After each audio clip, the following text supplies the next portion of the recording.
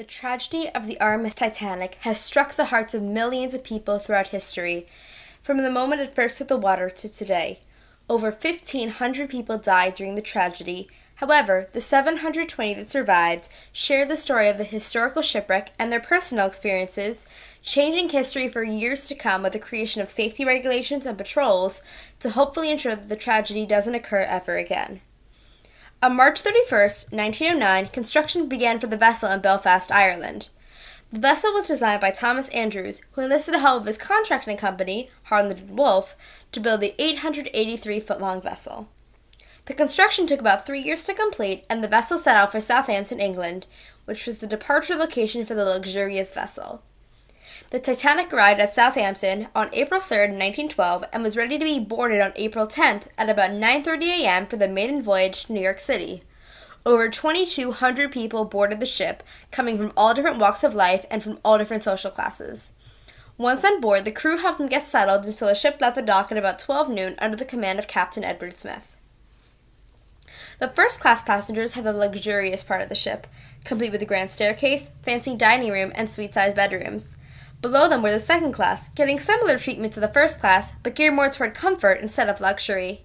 The second-class rooms were also used as the alternative for first-class rooms if all the rooms were filled. However, there are a few minor differences between the accommodations, including shared bathrooms instead of the private first-class ones and a smaller dining room. Some of the second-class public areas include a library, smoking room, and public bathrooms. The third class, however, received the smallest amount of space, in terms of public areas and their staterooms. Part of the little space they had included a 100-foot-long segregated dining room. When most people think of segregation, they think of segregation during the 1950s and the 60s against colored people. However, in this situation, the segregation was against single people traveling on the liner. Families were seated on the side closer to the front of the ship, and single people were put toward the back. To some, this separation issue could also be considered as a pseudo-tragedy for the Titanic. The third-class rooms themselves consisted of bunk beds and one toilet and housed up to 10 people in one room. However, in 1912, this was amazing treatment for them because most of them lived in the poorer parts of their home countries, therefore not getting the treatment they received on board. The first 3 days of the voyage were peaceful and enjoyable, with the passengers enjoying the facilities, no matter what class they were a member of, and the crew was helping to ensure that everything was running smoothly on board the liner. However, the fourth evening of the journey was a little less pleasant for both the crew and passengers alike. At about 11:25 p.m., the crew of the Titanic noticed an iceberg up ahead as they were sailing through the North Atlantic Ocean, about 400 miles off the coast of Canada. The lookouts alerted the captain as they attempted to maneuver around the iceberg. However, the Titanic was traveling at 22.5 knots, which is a high speed for a large vessel like the Titanic, so the crew didn't have enough time to make the turn, causing the vessel to scrape against the iceberg on the starboard side. For the first few minutes after the initial scrape, it seemed like nothing was wrong. One of the features of the vessel was that 4 compartments of the ship could get flooded and the vessel wouldn't sink.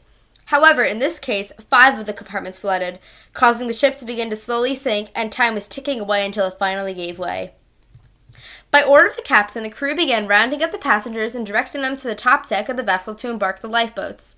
In a letter recovered from the tragedy written by Miss Rosa Card, it gives an inside look as to what it was like to be on the Titanic as it sinks and the crew is bringing everyone to the top deck of the ship. The letter states, "We were intending to find out what was happening when a passing officer told us, 'It is nothing, return to your cabin.' I answered, 'Listen to that loud noise. It sounds like water is flowing into the ship.' At this moment we witnessed unforgettable scenes where horror mixed with most sublime heroism. Women, still in evening gowns, some just out of bed, barely clothed, disheveled, distraught, scrambled for the boats. Commander Smith yelled, 'Women and children first.' Firm and calm in the throng, officers and sailors were taking the women and children by the arm and directing them toward the lifeboats. The lifeboat embarkation began with the women and children aboard the vessel, gathering as many as they could find. The crew sadly only saved 31% of the passengers and crew out of the possible 50% that they could have saved during the lifeboat embarkation process. The first lifeboat was lowered at 12:45 a.m., carrying only 28 people out of the possible 65 that it could have fit. From then until about 2:05 a.m., the remaining 19 lifeboats were lowered and rowed away from the location of the sinking vessel, leaving the majority of the passengers and crew still on board. The passengers and crew that were left were given 2 options once the lifeboats had all left the area. either jump into the freezing cold North Atlantic or stay on the ship and get pulled underwater from the pressure the vessel exerts as it sinks toward the ocean water. Most people decide to jump and hope that the life jackets they were provided with will help them float and survive while they wait for someone to rescue them. Captain Edward Smith was given numerous opportunities to embark onto a lifeboat, but he refused all the offers. There was a maritime saying at the time that a captain's duty is to save the passengers and the crew aboard his ship, then attempt to save himself. Captain Edward Smith wished to follow that saying, so he refused to board a lifeboat, making himself one of the many victims of this tragic shipwreck. At about 2:20 a.m., the massive ship split in half, beginning its final descent into the water with approximately 1,507 people on the vessel when it finally sunk after about 3 hours from the initial scrape. Only about 720 people survived out of the 3,300 passengers and crew on board the Titanic. In an interview with the New York Times, Miss D.H. Bishop gives a primary account of the final sinking of the Titanic from the viewpoint of one of the lifeboats. She tells them, "We did not begin to understand the situation till we were perhaps a mile or more away from the Titanic. Then we could see the rows of lights along the decks begin to slant gradually upward from the bow. Very slowly the lines of light began to point downward at a greater and greater angle. The sinking was so slow that you could not perceive the lights of the deck changing their position. The slant seemed to be greater about every quarter of an hour. That was the only difference. This panic went on, it seemed, for an hour. The lights continued to burn until it sank. We could hear the people packed densely in the stern until it was gone. As the ship sank, we could hear the screaming a mile away. Gradually, it became fainter and fainter, and died away." The RMS Carpathia received the distress signal from the Titanic at about midnight, but they were about 58 miles away. They reached the site of the shipwreck at about 4 a.m., about an hour and a half after the ship sunk, rescuing the remaining survivors that were in the North Atlantic. Surprisingly, the Carpathia was not the first vessel to receive the distress signal. The RMS Californian was less than 20 miles away, but none of its officers were on patrol, so they didn't receive the signal, therefore making the rescue slower than if the Californian had received it and had a lookout on patrol. When the bow of the ship hit the water, the tragedy itself was over, but its aftermath affected so many more than the 1,507 people that sunk with the Titanic. Following the tragedy, captains and sailors of other vessels made recommendations to help increase the safety aboard vessels like the Titanic for the passengers and crew. In 1914, the International Convention for the Safety of Life at Sea, or SOLAS, was created using the recommendations. A new version was rewritten in 1974, and the new version is the version that we use today. Numerous safety measures were put into effect due to SOLAS, including having more lifeboats, communication via satellite, evacuation chutes, lifeboat and muster drills, having officers always on patrol, and a PA system aboard vessels. This is one of the triumphs that occurred after the tragedy of the Titanic shipwreck. Many organizations were founded to help ensure that the historical events of the Titanic will never happen again, and that history will indeed not repeat itself.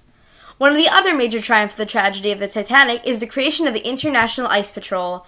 The patrol was created and run by the U.S. Coast Guard in 1914 and surveys the North Atlantic area for icebergs similar to the one that sunk the Titanic.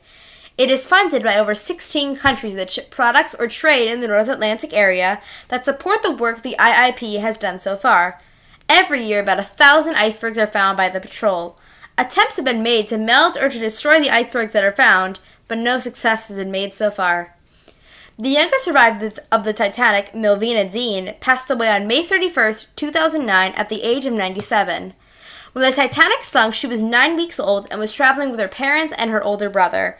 She survived, along with her brother and her mother. Her father, sadly, was one of the 1,507 people that sunk with the vessel. The tragedy split many families up, including Milvina's. Fathers were ripped from their wives and their children, and they got to embrace each other one last time before embarking onto a lifeboat, never to see them again. Today, the Titanic is about 12,000 feet below the surface of the Atlantic, but its legacy has outlasted the tragedy itself. Safety at sea has changed drastically, and the new guidelines that have been put into place have saved thousands of lives, thanks to the triumph following the tragedy of the Titanic. Even though the event of the shipwreck itself is about 107 years old, it is an event that will never be forgotten throughout the course of history. In 1912, the tragedy was just that, a tragedy. Today, it is still a tragedy, but it is also a triumph of safety and the lives of the survivors who lived on to tell the first-hand story of the tragedy of the RMS Titanic.